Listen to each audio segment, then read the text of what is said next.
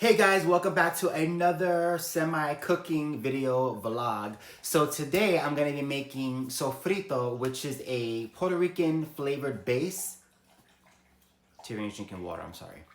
Which is a Puerto Rican flavored base that is used in most Puerto Rican cuisine dishes. It's amazing. Now, if you watched my last video where I made sliders, I used store-bought sofrito, which I don't really like. So I decided to go ahead and make my own for the first time. Now, I've seen many recipes. It's very easy. As long as you have a blender and your ingredients, you can make sofrito. Even you can make it. So I'm gonna show you guys what I have on hand to make my sofrito. And I'm not making a lot. I'm making just enough to fit in this little cupboard. And yes, this is a reused container because every Puerto Rican uses containers. I made lasagna a couple of weeks ago and I saved this just for this video. I did wash it, don't worry. And I'm gonna put my sofrito in here and then store it in my fridge. All right, without further ado, let me show you my ingredients. And I'm gonna be making arroz con gandules for the first time by myself. What? So that's why I wanted to make sofrito, because you need sofrito to make your beans and your rice to taste really good. So I'm gonna show you all my ingredients and then we're gonna cook together. Let's go. All right, so for my sofrito, we have a green pepper, sweet onion, red pepper, yellow pepper, cilantro and culantro, which is, this is the key ingredient right here. It's gonna taste so good. It's gonna smell so good as well. Culantro is really hard to find in regular stores. Thankfully, I was able to find it at a Spanish store. I got it today and I'm so happy. Also gonna use garlic as well for this base. I could have peeled my own garlic, but I was lazy and didn't feel like it, so we're not gonna do that today. So these are really all the ingredients that you need for basic sofrito. And it's going to come out banging. I'm gonna show you exactly how I'm gonna be making it. I am gonna wash thoroughly my veggies that you see in front of you, with the exception of the onion, so that we can make sure that it is completely cleaned and ready to be blended. So let's go. So I did go ahead and mix some cold water with some distilled white vinegar so I can clean out my veggies thoroughly. Then I'm gonna rinse them again to make sure that I get the vinegar off of the veggies. We don't want a vinegar sofrito. But this is just to ensure that all of the grainy stuff, the dirt, is completely wiped away. I'm going to do the same exact thing now with my culantro and cilantro. All right, I got my veggies nice and clean and fresh and ready to be chopped up.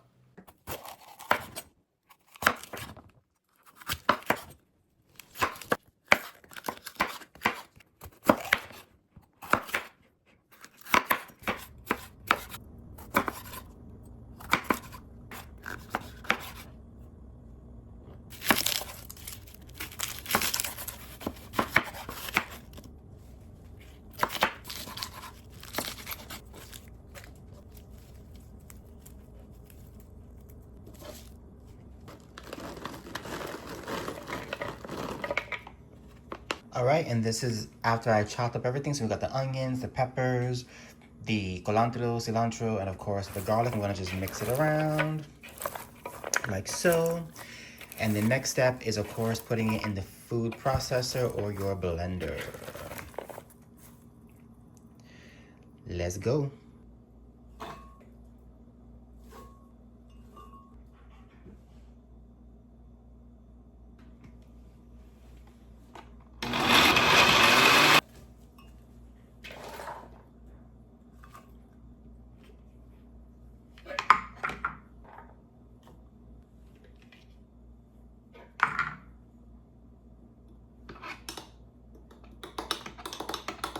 All right, now I'm gonna just dump most of it in here, and then whatever I have left over, I'm gonna put it in some mason jars to store. Oh, here we go.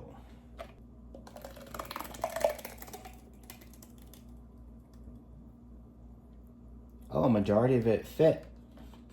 Majority of it fit in here.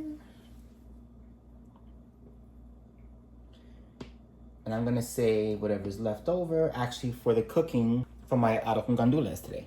Sofrito is ready to go. Looks like this. It smells so heavenly right now. It smells so good. Oh my God. I'll just put this in here like so and store this bad boy. And it's so funny because growing up, I remember opening my fridge as a kid and seeing tubs of like butter. But when I would open the butter, there was sofrito in there, not butter. Because my mom would always store all of her homemade sofrito in the butter cupboards and any pretty much cupboard she could find, she will put it in there to store. And yeah, if it works, why not use it, right? This is all my leftover stuff. I'm gonna just dump this out. These are the stems and the seeds from the peppers. Right now it's time to make arroz con gandules. So here are the main ingredients that you're going to be using. You're gonna have some diced ham. You can use any type of pork you want. Some medium grain rice. This is from Puerto Rico. Some dry pigeon peas. Now this is not beans. These are from the pea family, but they're brown peas. And this is from the brand El Jibarito. This is really good. We have, of course, have our sazon, jamon, and culantro sazon that you're gonna use. We have some sliced pimientos, which is pretty much just red peppers, cumin, bay leaves, oregano, and garlic. And that is pretty much our base. So now let's get started with the cooking. All right, so to my pot, I'm going to add some vegetable oil.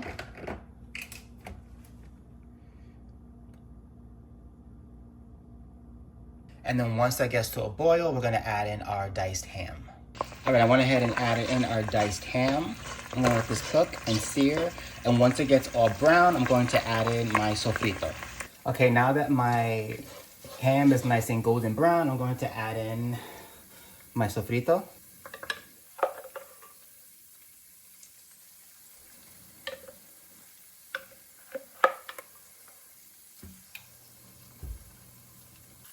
That much.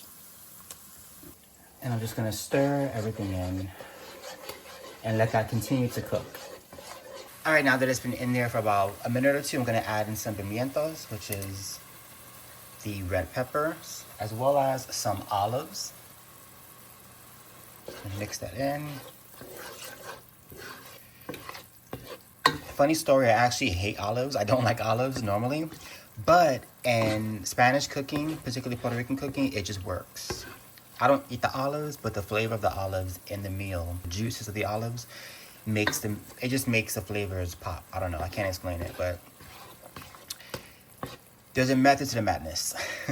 Next, we're gonna add in about a quarter cup of some tomato sauce. Not the whole can, just a couple of spoonfuls.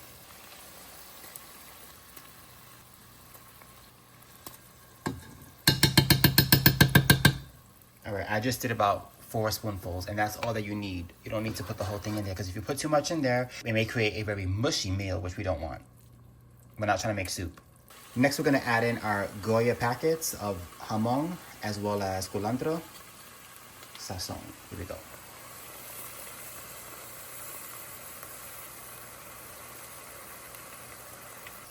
Stir that bad baby up.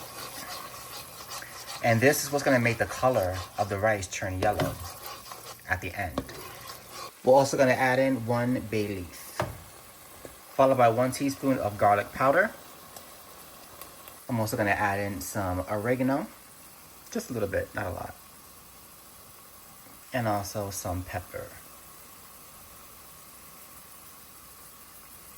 Now I'm gonna add in my gandules, and I'm going to keep the water in there as well, because there's a lot of flavor in that water. You can drain if you want as well. If you do drain, then you're going to change the water ratio when you cook the rest of the meal. And then I'm gonna add in 1 teaspoon of salt. And then I'll just let this stir for about another, I wanna say 4 to 5 minutes, and then we're gonna go ahead and add our medium grain rice. Now we're going to add in our medium grain rice. And it is washed. Make sure you wash your rice thoroughly to get all that starch out. And we're gonna just let this sit with the mixture before we add our water, just so the rice can absorb the flavor before we add in our water. All right, now we're gonna add in 1 1/2 cups of water.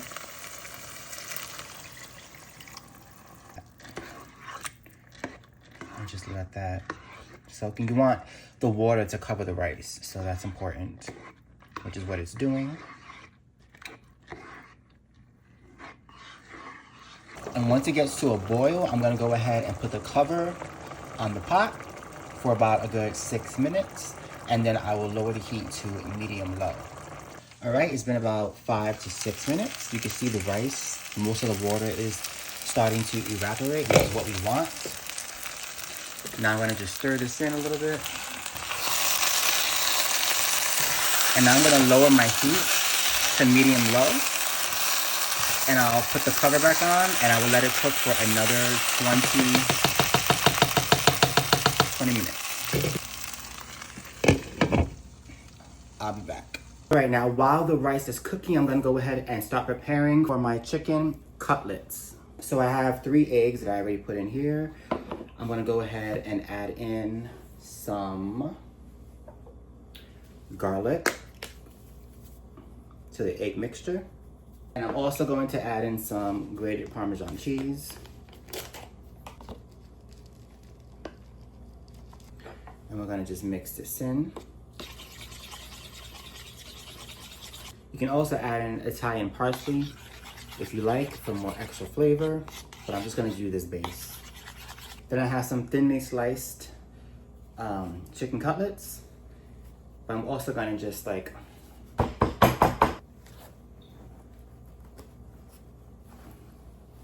nice. And the reason why you want them really thin is because if they're too thick, they're gonna come out chewy, and you don't want chicken cutlets to be chewy. You want it to be nice and digestible. All right, I got my assembly here. I got my eggs, I got my breadcrumbs, and my chicken cutlets. Not using any flour because it's not necessary. So I'm gonna just grab this. And I do have my oil already on the stove, ready to go.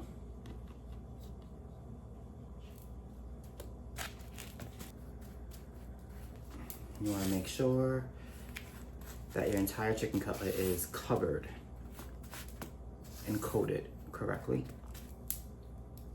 Here we go. Next up for the egg wash. And I learned this trick because before I used to use my fingers and then my hands would be all dirty. So now I just use a fork. It's so much easier to just transfer. You don't have to get your hands dirty.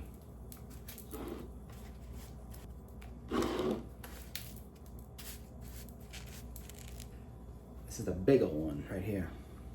And we'll just add it into our breadcrumb party with our other friend who's already in here. Move aside. Our chicken cutlets are cooking up, nice and golden, just what you want.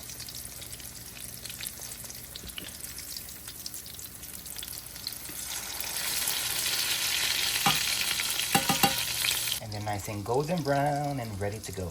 All right guys, time to check our rice. Yes, oh my God, it smells so good. I cannot wait to try this. Puerto Rican Spanish rice. Got our last chicken cutlet cooking. And dinner is served. And guys, we are done. Puerto Rican arroz con gandules and chicken cutlets. Done. Dinner is served. Time for the taste test. All right. It smells so good. Let's try it. Here we go.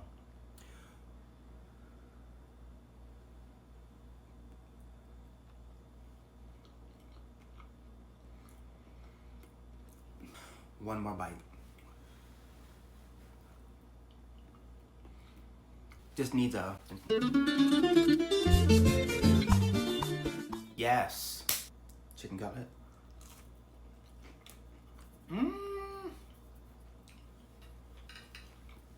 Guys, Puerto Rican dinner is served. If you enjoy my content, don't forget to like, comment, and subscribe. New videos about social and political commentary are coming, I promise. This is just a little intermission, but we're getting back to business very soon, so stay tuned. Until next time, guys.